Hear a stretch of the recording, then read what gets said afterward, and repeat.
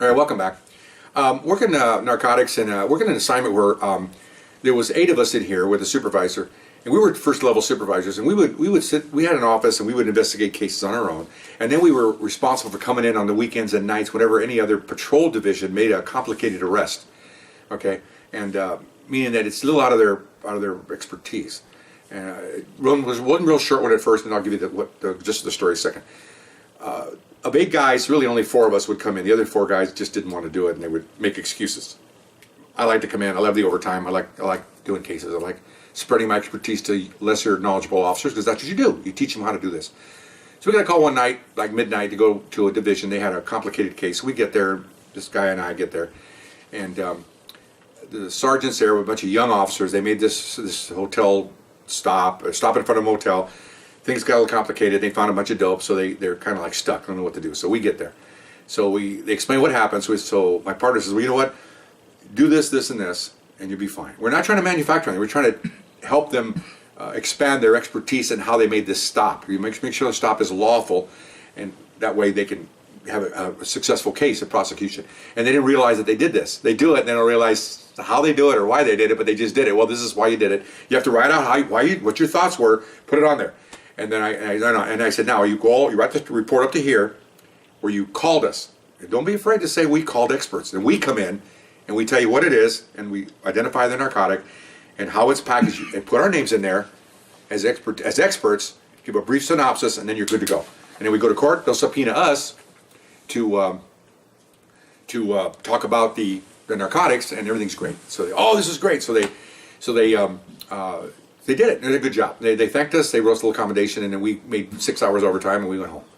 Okay. So fast forward maybe a month, and we get called in again. And this time we get called into our station, which has a 24-hour information network. And there's a bunch of ladies in there, and a lot of ladies, probably about 8 or 9 ladies working in there. And they're all young and everything, and a lot of them are single.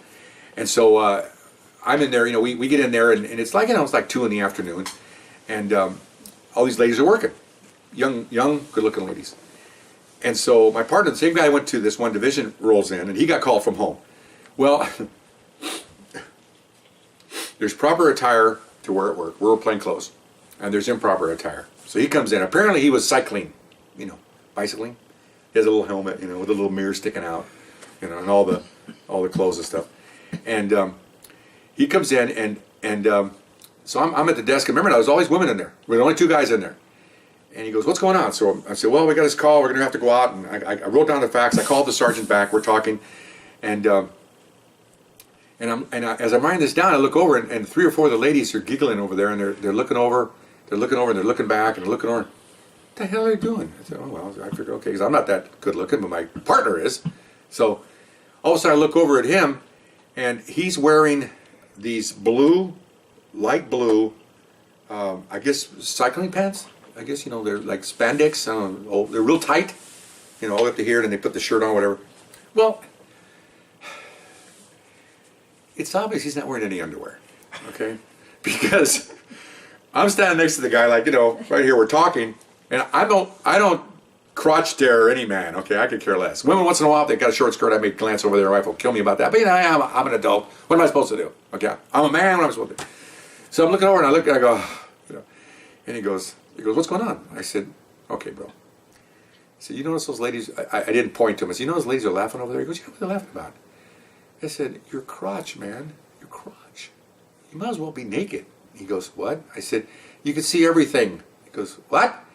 Go in the bathroom and you go look for yourself. And he had a workout bag with him. He was going to change when he got there, but he just thought it was a big emergency type thing. So he takes his bag, he leaves the room, and so the girls all get back to what they're doing. Because they were distracted earlier, not doing any work. They're on the phone, it's not connected, that kind of stuff, right? So I'm doing some more work, getting ready to go out and respond to these patrol guys for some help. And he comes back in, now he's wearing, Levi's and a shirt and everything. And then all the girls, he walks in, I'm looking up at the girls to see what their reaction is. They look up, they look back down, the party's over, they lost their chance.